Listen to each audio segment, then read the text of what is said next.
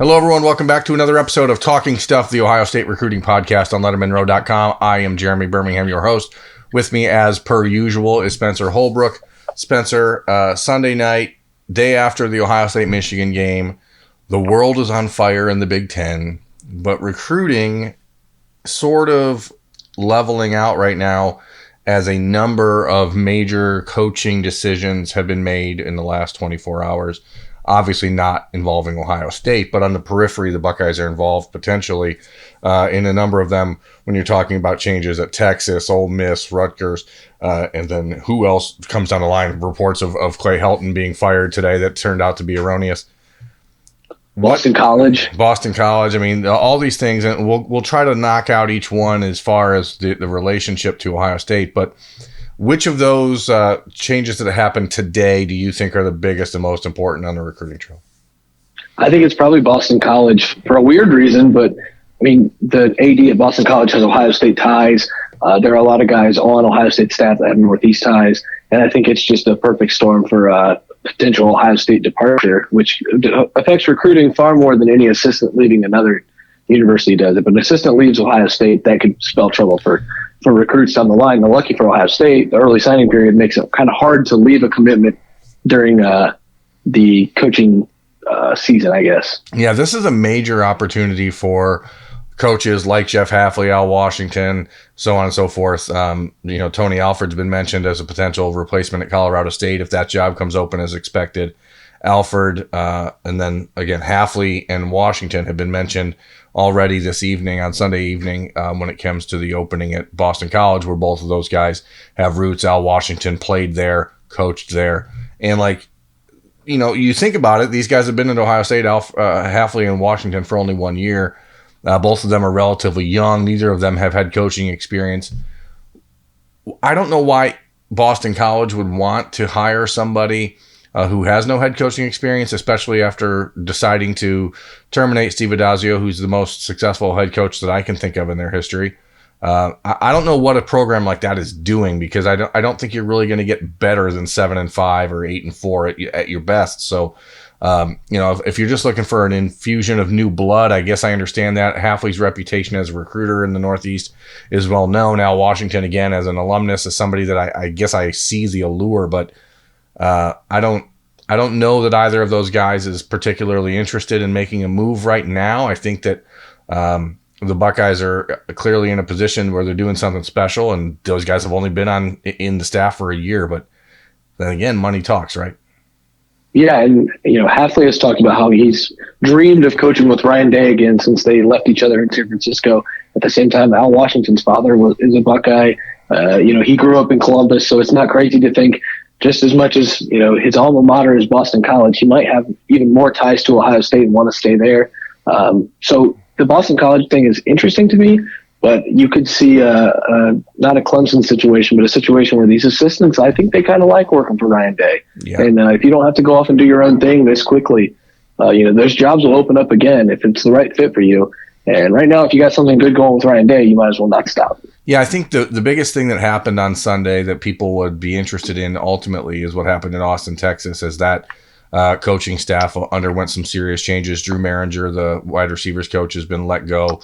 Todd Orlando, the defensive coordinator, has been let go. Tim Beck has been demoted from offensive coordinator and quarterback coach to just quarterback coach. But to me, that feels like it's a move being made in an attempt to calm the waters leading up until signing day, because Tim Beck is so important when it comes to recruiting Bijan Robinson and the rest of Arizona and inside of Texas. And I just wonder, Tom Herman is going to be given pretty much a blank check, I think, here from the Texas Board of Trustees and whatever they're called down there to go out and get the right guys. But, this is like one step away for Tom Herman. This is what Mark D'Antonio didn't do a year ago, which is saying you have an opportunity here to reset your meter by getting rid of all the coaches that you tell us are the problem. And so I don't know if Tim Beck's going to stay there long term. I don't know if he's going to be there when next season starts, but for now he's there. Obviously, Ohio State fans are interested in that because of Bijan Robinson. And to this point, Bijan Robinson has not made any decisions. Van Fillinger, a defensive end from Utah who visited Ohio State this summer and committed to Texas, did decommit on Sunday night. But, the Buckeyes are not really in a position right now where they're desperate for another lineman. So I don't know if you'll see them move there. But it's just crazy to watch this coaching carousel happen. And every year, Ohio State assistants are sort of being thrown out there as possibilities in pretty much every single potential opening you see. Yeah, and for Tom Herman, this could be a huge development for Ohio State because Ohio State strikes when there's blood, right? If there's blood in the water, Ohio State strikes. If there is turmoil at Texas, Ohio State's going to strike Texas. That's how they got Jeff Okudah. That's how they got J.K. Dobbins.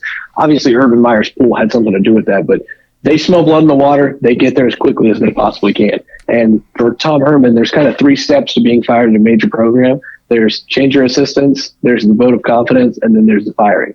And so, this is step 1 for Tom Herman. It doesn't look that's not a very welcoming sign to me if I'm a recruit thinking, okay, he just fired his entire assistant coaching staff. That tells you that something's not going right there. So it's going to be an interesting development to follow. And like I said, if Ohio State thinks that something's going to happen with Tom Herman or thinks that it's pretty unstable in Austin, you could see them go down there for not 2020 because that class is kind of wrapped up, but 2021, you could see them, Ohio State's within striking distance of making a big play in Texas again. Yeah, absolutely. Tumiche Adeleye down there in Texas, Landon Jackson down there in Texas. Nice with the name. Donovan Jackson. You nailed the name. Thank you. Donovan Jackson down there in Texas. A lot of guys that are on the periphery right now and sort of moving into the bullseye range for the Buckeyes. And, I wouldn't be surprised if Donovan Jackson was somebody that, seeing this unrest in Texas and with his Ohio ties, I wouldn't be surprised if he ends up in the Buckeyes 2021 class sooner rather than later. And if that happens and you have these dominoes start to fall, and then you look at guys like I just mentioned, like Landon Jackson, the 5-star defensive end, or Adeleye, the other 5-star defensive end, and all of a sudden, with Tom Herman not really having it seem like anything is going the right direction. I don't think Texas is a year away from winning the Big 12. They certainly don't appear to be closing the gap on Oklahoma when it comes to on-the-field development or game plan or anything like that. So I think it just bears watching. And then you still have the USC thing, which appears to not be happening, but if that does, then all of a sudden the backup plan for Bijan Robinson changes potentially, and everything kind of goes haywire. And then you add into the fact that Zeke Evans or Zachary Evans, whatever you want to call him, the number 1 ranked running back in the country, is going to make his college choice on Wednesday. If he ends up picking LSU, then that removes another one of the options really for Bijan, where he was thinking as a backup if things go awry at Texas. And who knows, maybe Ohio State lucks into him at some point in this next few weeks. But it's certainly interesting to watch these dominoes fall and how they impact recruitment. But we'll get away from that for now because it's something that could just be talked about forever. But I don't know if Buckeyes fans should feel worry at this point about Jeff Hafley or Al Washington or Tony Alford, anybody else, because that group is pretty centrally focused on winning the Big Ten and getting into the college football playoff. So let's talk quarterback because that's what everyone loves hearing about all the time. C.J. Stroud is the guy we've talked about ad nauseum here. He was expected to make an official visit to Oregon this weekend and did not go. And he said that on Twitter that he was not making his visit, never said why. And if, doing a little light reading on the Oregon message boards, they didn't even mention the fact that he didn't go. So it doesn't seem like it was a major loss for them in their mind, or maybe people are just focused on other things going on this weekend. But it is interesting, the timing of this, because this was the weekend that had been penciled in to visit Oregon for quite some time, with a trip to Michigan next week and an official visit to Ohio State the week after that of the 14th. And then it's signing day. So when does he get over and visit Oregon? Or did the official visit to Georgia that he just took change things in a way that, maybe moves the Bulldogs into the conversation? I think it would be the latter. I think the trip to Georgia probably changed. I think it's kind of funny how I don't want to think that people think we're petty by talking about Michigan on this podcast, but he's visiting Michigan because Ohio State has other plans. And then he gets to go to Ohio State the week after those plans are fulfilled.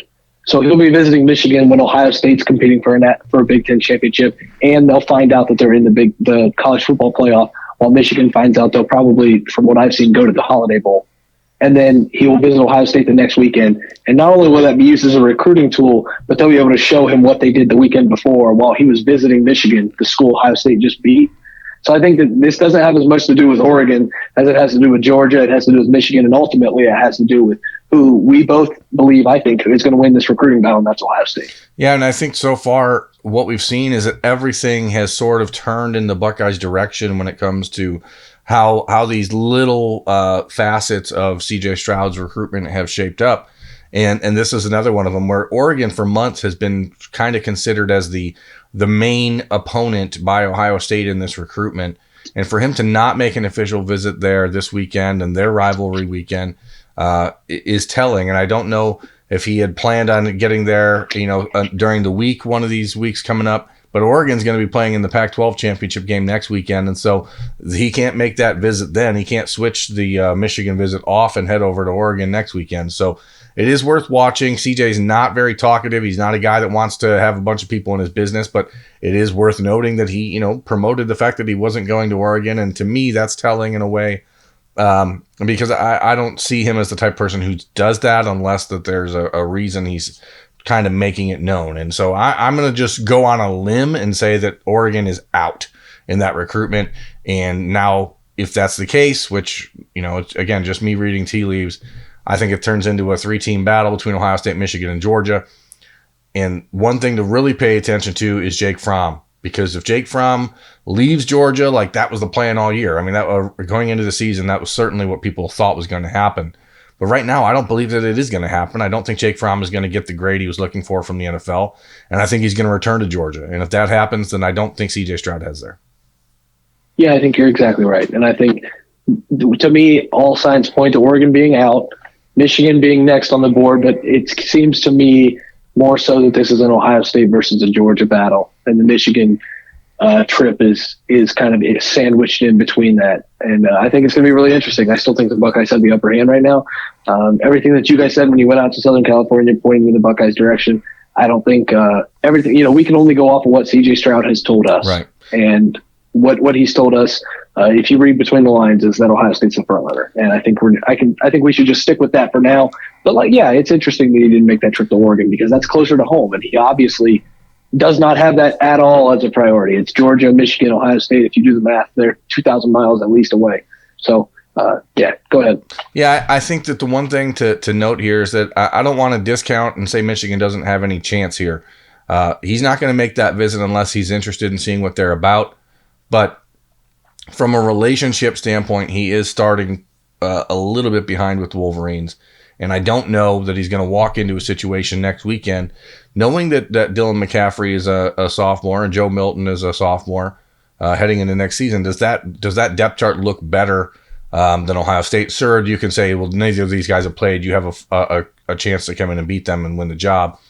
And Harbaugh will, use his quarterback success that he's had, I guess, as some sort of recruiting pitch. But I think that, again, we're talking about the car, right? Comfort and relationships. Ohio State has that over both of those schools right now. And I think that gap is growing. So it's about the Buckeyes getting that official visit the final weekend before the signing day period begins December 18th. And if everything goes as planned, I still think CJ Stroud signs with the Buckeyes. So that's the quarterback update for the week. Any other position right now, we're kind of in a holding pattern because the numbers are just trying to shake out. But as we have been doing, we're going to break down the next group, the next position group for Ohio State in the class of 2020 and start talking about those receivers that Ohio State has committed and are 3 weeks away from signing, and all 4 of them are a month away from enrolling early. It is quite simply, Spencer, the best wide receiver group signing class probably in the internet recruiting era. Yeah, you can talk about the 2017 Alabama class with Henry Ruggs and a couple of those other guys and probably compare the two. I would think they seem pretty comparable right now. I know you've been following it longer than I have. Would you make that comparison, I think? Well, I think the interesting thing is that, if you're talking pure rankings, Ohio State now has, with recent ranking readjustments, Jackson Smith-Njigba has been moved all the way up to the number 3 ranked wide receiver in the country. So you have Julian Fleming as number 1, Jackson Smith-Njigba at number 3, G. Scott at number 5, and Mookie Cooper fell down to number 26 because he didn't play this year. Because he didn't play this year, exactly. but he's still regarded pretty widespread as the best slot receiver in this class. And, I think that Bama class we're talking about, those guys are almost all slot guys except for Judy, who is obviously proven to be a pretty damn good receiver on the outside. But with Waddell and the other guys in that class, I think that you're looking at Waddell was 2018, but with Ruggs and Devontae Smith, I think you're looking at guys that are more inside guys. And when you're talking just prototypical big time college football receiver builds, skills and style, what the 6'2", 210-pound Fleming, 6'2", 205-pound Jackson Smith-Njigba, and the 6'3", 215-pound G. Scott, like, these are men. I mean, this group is really special, and it's not just the fact that they are physical freaks and that they test well, they ran well at the opening, they did all those numbers, but these dudes put up crazy numbers in high school, and they've done it in a way that has been dominant from the wide receiver position, which is hard to do in high school. To me, this class can be, you can look at Ohio State's roster right now and you can see how impressive the class is for 2020, because, the rumblings around are, who's going to transfer from the wide receivers. And you have a special class coming in when that's starting to be talked about. You know what I mean? It's pretty impressive that these guys are going to come in and not play right away, but these guys are going to have an impact. And I think you're finally starting to see Brian Hartline put a full imprint on who he wants in the wide receiver room. The kind of guy he wants, the 6'2", 6'3", 210-pound, kind of like what Austin Mack is right now, kind of like what Ben Victor is right now, but you also get to mix in the KJ Hill type when you get Mookie Cooper in there. And it seems like Brian Hartline is taking what his predecessor had in the room and just elevating it so much higher than anybody could have probably imagined Brian Hartline could do. And to see him do this on the recruiting trail, there aren't really words to describe it, because he's blowing people away and he's blowing recruits away. And it's obvious that he's doing something right, because Julian Fleming left the state of Pennsylvania. Mookie Cooper is coming from St. Louis. I mean, these guys aren't all Ohio guys. These are guys from around the country that are saying, okay, I see what you're doing, Brian Hartline. Let me come be a part of that. Yeah, to go out and get the best receiver on the West Coast in G. Scott, the best receiver in Texas, that's some will say Demond Demas, but Demas, like Mookie Cooper, hasn't played this year, so you can sort of take that with a grain of salt. And then in Jackson Smith-Njigba being that guy in Texas, and then the best receiver on the East Coast in Julian Fleming. Fleming is the first receiver in Pennsylvania history to catch for 5,000 yards in his career, and he's done that in a triple option offense, basically, which is nuts. I mean, they throw the ball to one guy, and that's him. Everybody knows it's coming when he's getting the ball. Jackson Smith-Njigba is breaking every record in Texas in 6A football, the biggest class in that state, which is obviously one of the best talent-rich states in the country. It's pretty amazing, and as I said, all four of these guys are enrolling early, and that is really important for a receiver room that is going to lose Benjamin Victor, that's going to lose Austin Mack, going to lose KJ Hill, going to lose CJ Saunders most likely. And then you just don't know what happens with the other guys. You don't know where Jalen Harris and Jalen Gill and Elijah Gardner are. You don't know if Cameron Babb is going to return. You do know you have superstars in Chris Olave and Garrett Wilson.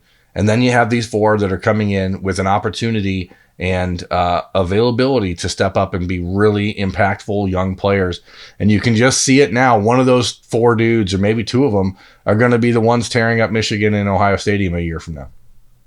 Yeah, it's pretty crazy when you consider the 6 wide receivers on the field next year. It could be Garrett Wilson, Chris Olave, and the 4 freshmen. But that could be the case because these guys are talented. A couple of them seem ready to go from the get-go. Yeah, and that's the thing. These are all physically developed guys. There's none of these guys are going to come in and need to hit the weight room. Like Chris Olave is still not really where they want him to be physically. Obviously, which is scary to think about. Right. It's obviously not slowing him down, but Olave has not been able to really put on the weight that they would love to see.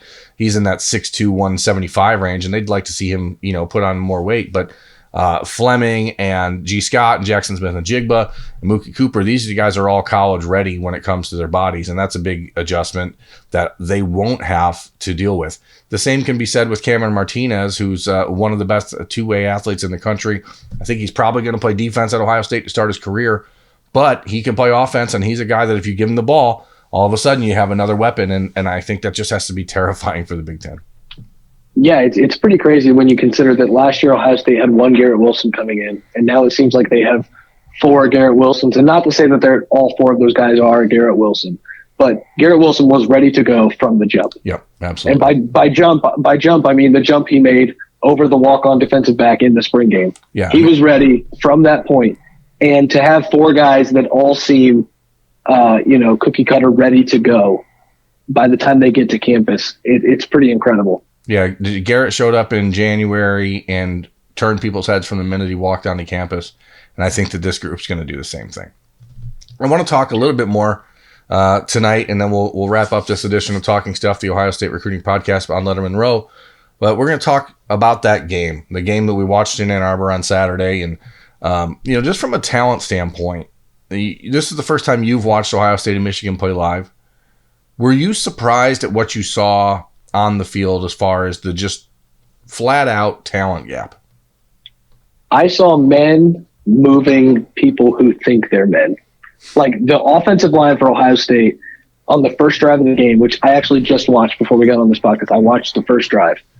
And to see Michigan's defensive line get a sack of Justin Fields, and then Ohio State's offensive line said, you know what, that's enough. You had your sack. You got one sack, and that's what you're going to get. And from that moment on, Ohio State ran the ball and did whatever it wanted because in the trenches, Ohio State was so much better.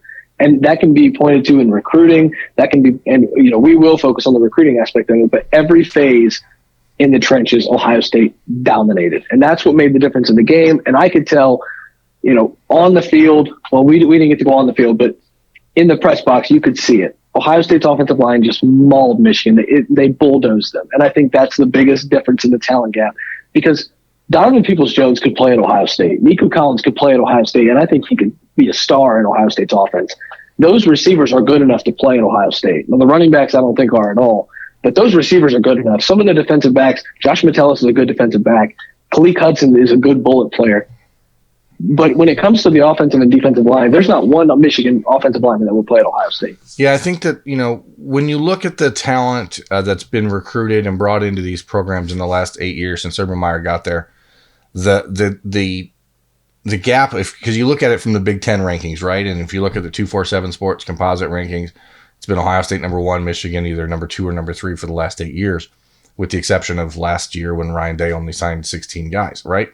So this class of people, this class of athlete is just different. And you look at the Big Ten rankings and it's 1 and 2. And so you don't, I think, grasp the difference, or you don't grasp how large the gap is between 1 and 2. But if you start to put it in a national context, it becomes a much larger gap. And I think that it's hard for people to understand how or why a program like Michigan is being beaten so badly on the field.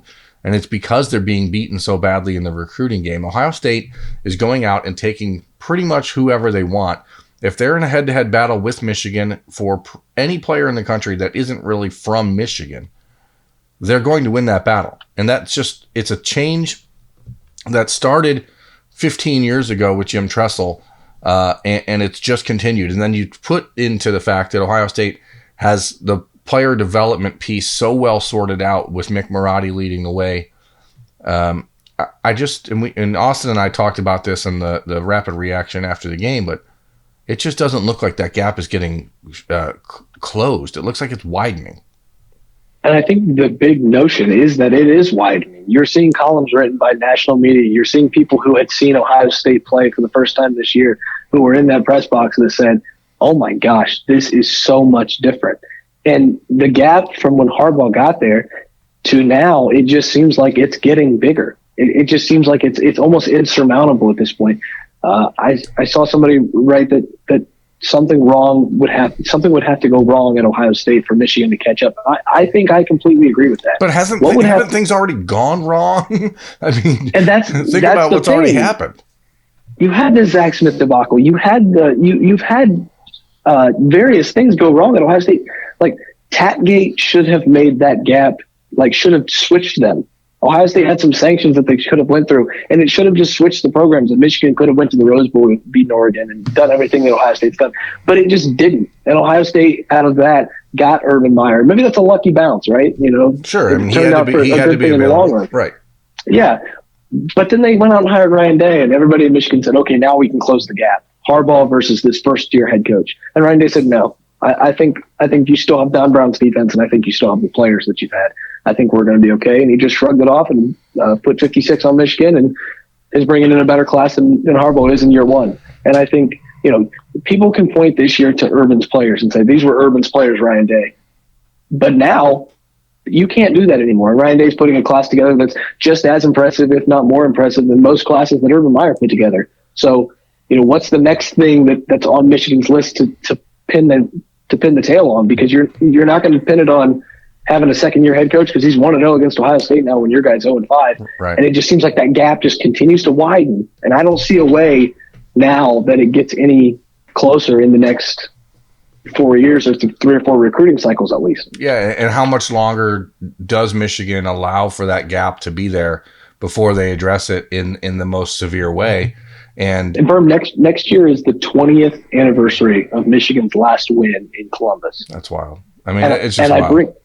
I bring that up because that tells you how long this has gone on, not on the field, but in recruiting. Yeah, and the thing is, I understand the reluctance from the Michigan bigwigs to make that sort of move because if you admit that Jim Harbaugh can't do the job that you hired him for and he can't be the guy to stop this cycle, then who can? Yeah, so. and the last thing I'll say about that is when Michigan hosts Ohio State every other year, it is Michigan's biggest recruiting weekend of the year. When Ohio State hosts Michigan every other year, it is Ohio State's biggest recruiting weekend of the year. Yeah. You think they don't know that? So every recruit that went and visited Michigan just watched Ohio State spank them. And it's a lot of the same guys. It's a lot of the same guys. They went to Ohio State the week before and saw Ohio State lay it on Penn State. And then they went up to Ann Arbor this past weekend and watched Ohio State lay it on Michigan. Yeah, and they had to listen to OHIO go around the stadium as loud as it's ever been in that stadium. And the Michigan band tried to drown it out and just couldn't. And it's crazy. I think it's crazy. This is an Ohio State recruiting podcast. So I think there is a little bit of the Ohio State slant to it. Sure. But you can't even be a Michigan. We could get a Michigan recruiting analyst on here, and he would say the exact same thing. Because you can't just have multiple recruits watch what happened and it not be effective. You talk about how a single game can affect a lot of people, a lot of recruits. But we just found out this past week with Pete Werner that it can. Yeah. I mean, so it's not even – but the big thing here is that's not – at this point, it stops being one game, right? Like, this is not one game. This is 17 of the last 19 years. These recruits who are being brought to these visits at Ohio State and Michigan have seen Michigan win one time in their life. And that begins to, I mean, I guess I'm speaking, maybe I'm assuming, but you'd think that starts to burrow into your brain a little bit. Like, holy crap, why is this team ever going to win this game? And it has to change the perception. I can tell you just from talking to recruits around the state of Michigan, like there aren't kids anymore who grow up in Michigan going, oh, I hate Ohio State. Like, it just doesn't exist. There's kids now who, oh yeah, I've always liked the Buckeyes. I've always watched them. I always thought they were good. It's just not the way it was 20 years ago. And things have certainly changed. I don't know how Jim Harbaugh gets it back. And I guess for Ohio State fans, they shouldn't care if he does. So let's wrap it up. We've been here almost 30 minutes, and that's a lot of stuff to be talking. So I am Jeremy Birmingham for LettermenRow.com. That is Spencer Holbrook. This has been Talking Stuff, the Ohio State Recruiting Podcast. We appreciate you watching, listening. Please like, subscribe, rate. We'll talk to you folks again later this week. Have a good one. Thanks, Bird. Thanks for watching. Subscribe below to get the latest videos from Lettermen Row. We got Letterman Live, we've got the practice report, we got rapid reaction. Hey, and we got Buckeye Q with Zach Bourne. For sure. We got recruiting breakdowns with Berm. We got whatever you need. Ohio State football and Ohio State athletics, we've got you covered here at Lettermen Row.